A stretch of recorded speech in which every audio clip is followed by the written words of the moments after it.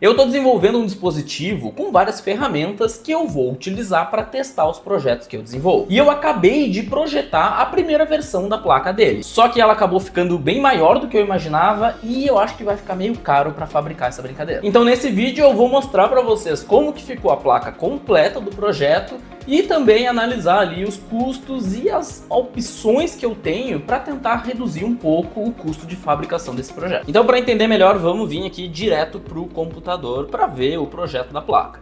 Então aqui tá ela tá completa com quase todas as ferramentas que eu falei lá no vídeo que eu apresentei o projeto. Uma coisinha ou outra eu precisei tirar ou modificar, mas aí fica depois pra gente analisar no vídeo quando eu for mostrar a placa depois dela fabricar. Então aqui que eu falei do tamanho, vou medir aqui, ó, essa face maior da placa tá com quase 18 centímetros. A face menor, ela tá mais tranquila aqui, ó. Tá com 7,5 centímetros mais ou menos, um pouco menos que isso. Então, só isso já faz o custo dela ficar um pouco maior do que eu imaginava. Até aqui tá tranquilo, porque eu já imaginei que a placa ia ficar meio grande para a quantia de coisas que eu queria colocar no projeto. Então aqui esse custo referente ao tamanho da placa eu já imaginava que eu ia ter. Então aqui vocês podem ver o 3D da placa. Ela tá bem parecida com a ideia inicial que eu tinha. Claro, tirei alguma ferramenta ou outra, ou modifiquei as ferramentas. E eu mudei um pouco a posição aqui dos dispositivos na placa com relação à minha ideia inicial. Mas só dando uma visão geral aqui para vocês de como que ficou o projeto. Aqui eu tenho as 4 fontes de alimentação. Então aqui eu tenho os reguladores de tensão para alimentar outros dispositivos a partir dessa placa. Então eu tenho aqui uma fonte de 3.3 volts, que eu estou usando um regulador linear, que é o AMS 1117. Tenho aqui uma de 5 e uma de 12, que eu estou utilizando o conversor step down que eu uso normalmente nos meus projetos. Só fiz aqui o cálculo dos resistores para ficar nas tensões que eu queria. E aqui eu tenho o mesmo conversor, só que eu deixei esse barra pino para eu poder encaixar um potenciômetro para eu ter uma saída ajustável. E coloquei também aqui um circuitinho para controle de corrente, que aí eu tenho uma limitação de corrente nessa saída. E aqui nessa parte de baixo, vocês podem ver que eu tenho praticamente o mesmo circuito para as 4 fontes. Aqui, esse cara aqui é um dispositivo I2C, que permite ler tensão e corrente. Então eu tenho eles aqui para eu conseguir monitorar essas saídas. Então eu consigo ver tranquilamente como é que está o estado da tensão ali, se teve alguma oscilação. E também ver quanto que eu estou consumindo de corrente de cada uma dessas fontes de alimentação. Claro, isso é muito importante para a fonte ajustável, mas também é interessante aqui para as fontes fixas, porque se tiver algum curto-circuito na minha placa, eu vou detectar ali que a corrente subiu. E eu coloquei aqui também, porque esse medidor me permite, ele tem um alerta que a gente pode configurar nele via I2C. Que ele dispara ali, ele manda um pino para 0, caso a corrente que ele está medindo passe de um determinado valor. E aqui eu tenho um circuito que é tipo um flip-flop feito com transistores que vai desligar a saída caso a corrente passe desse valor determinado. Então eu tenho um circuito aqui de proteção contra curto-circuito que funciona independente do meu microcontrolador. O máximo que ele precisa é da configuração de corrente máxima que o microcontrolador vai enviar para o CI2C. Aqui tem um ponto que fez a placa ficar grande e também contribui para o preço dela. Porque eu tenho aqui esses 3 reguladores, como eu expliquei. E se vocês olharem aqui do lado, eu tenho também outros 3 reguladores. Então eu tenho aqui um de 12, um de 5 e um de 3. Qual foi a minha estratégia? Esses reguladores daqui são para ser utilizados como fonte de alimentação. Então eu coloquei reguladores dedicados para eles. Enquanto esses daqui servem para fornecer tensão para esses caras, beleza? E também para fazer toda a placa funcionar. Então eu coloquei esses reguladores a mais, porque se der qualquer problema aqui nessas saídas, que eu faça um curto-circuito, queime alguma coisa, no pior dos casos eu danifico esse cara aqui, mas eu mantenho ainda funcionando os componentes que fornecem a alimentação para minha placa funcionar. Então a minha ideia aqui foi tentar proteger o meu microcontrolador de qualquer problema que eu possa ter aqui nessas saídas. O ideal seria eu ter aqui um isolamento elétrico e tudo mais, mas eu optei por não fazer isso porque eu sabia que se eu trabalhar com isolamento elétrico aqui, eu vou acabar subindo ainda mais os custos da placa. Então essa aqui, que é a versão que eu estou dizendo da placa que ficou cara, é teoricamente a versão um pouco mais barata dela.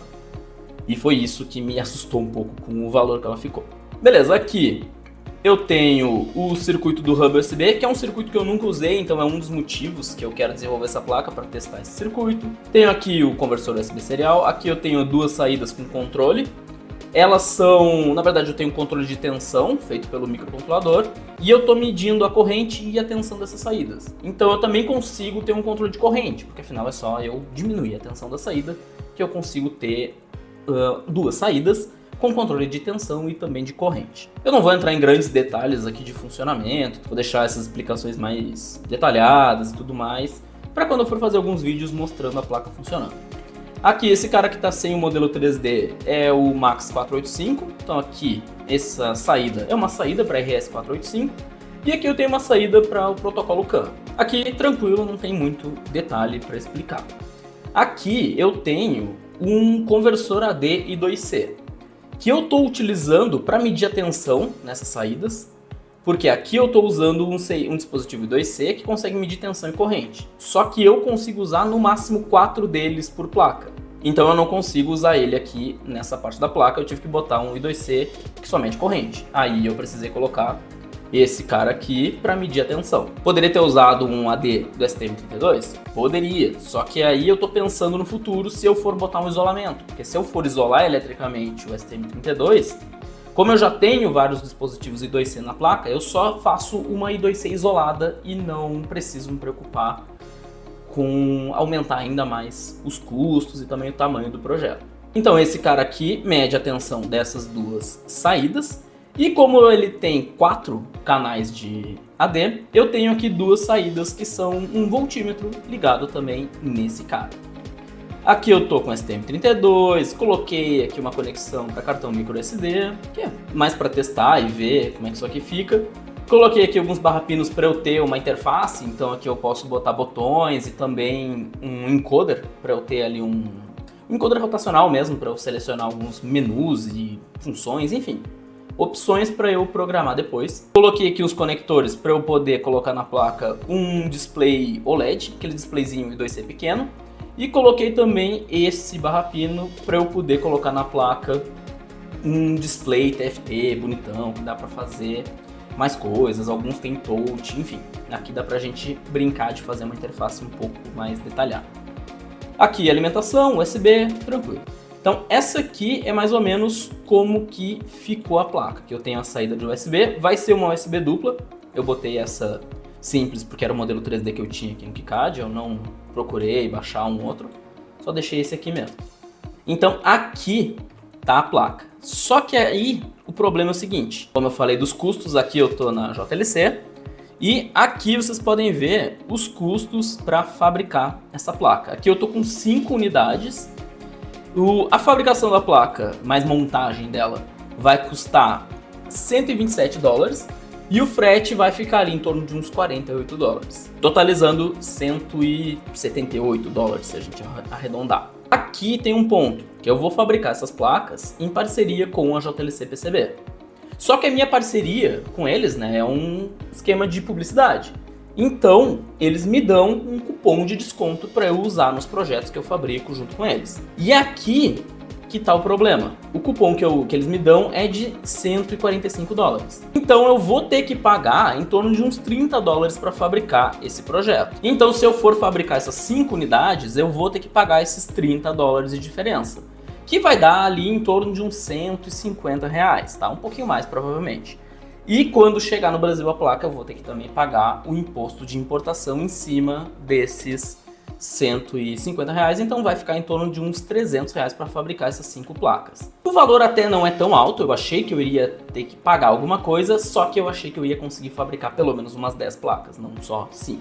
Então eu acho que eu vou fabricar essa primeira versão de testes, eu vou pagar esses R$300, 300 e poucos reais, para fabricar as placas, tá? Eu vou dar uma olhada aqui em como reduzir um pouco esse valor, mas eu vou fabricar porque, como eu disse, tem coisas aqui que eu quero testar, eu quero ver funcionando esse hub USB, que é um circuito que eu nunca utilizei. Essas saídas controladas aqui são bem interessantes para eu depois criar alguns conteúdos e tal, até coisas de sistemas de controle e tal.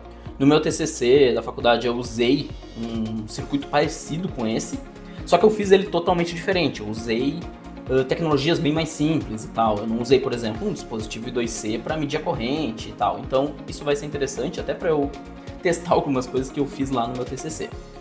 Mas enfim, essa primeira versão eu acho que eu vou fazer dessa forma. E para compensar esse valor, o que eu vou fazer é exatamente o que eu estou fazendo agora. Eu vou tentar gravar o máximo possível de vídeos utilizando essa placa para valer a pena o valor que eu vou investir nela. Porém, esse custo de fabricação me deixa com um pé atrás se eu for tentar transformar esse projeto em um produto. Porque olha só, eu vou vir aqui no site da JLC de novo. Isso aqui não é o ideal de fazer, tá? O ideal é tu fazer do zero. Mas vamos lá, eu vou simular aqui de 30 placas. Para 30 placas, eu vou trocar aqui para reais, que vai ficar melhor da gente calcular. Eu tô com ele em dólares aqui só para eu ter noção por causa do meu cupom de desconto. Aí aqui é o seguinte, para fabricar 30 placas, vai ficar aqui, vamos arredondar para 3 mil reais. Beleza. Quando essas placas chegarem no Brasil, eu vou pagar o imposto de importação. Então vamos botar aqui vezes 2, tá? Que ele é quase isso. Ficaria 6 mil reais para fabricar as 30 placas. Isso aqui, gente, é só a fabricação e a montagem básica da placa. Então assim, ela não vai chegar totalmente montada para mim igual ela tá ali no modelo 3D. Ela vai chegar algo mais ou menos assim, tá? Com a maior parte dos componentes já soldados, mas tem muita coisa PTH que eu ainda vou ter que colocar na placa. Claro, nesse projeto eu até não tenho tantos componentes PTH a mais para soldar quanto eu teria em algum projeto com vários relés e outros dispositivos.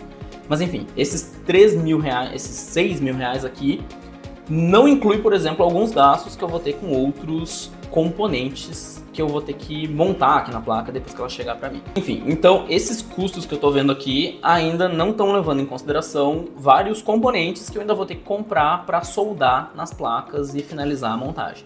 E tem também o meu trabalho aqui de montar e testar todas as placas. Mas vamos lá, vamos dividir esses 6 mil por 30. Aí a gente tem que cada placa iria custar para ser fabricada em torno de uns 200 reais. Isso aqui pensando em um produto, ele teria que ser vendido por no mínimo dos mínimos 400, 500 reais. Sendo que o ideal para esse custo de fabricação seria algo em torno lá de 600, 700 reais.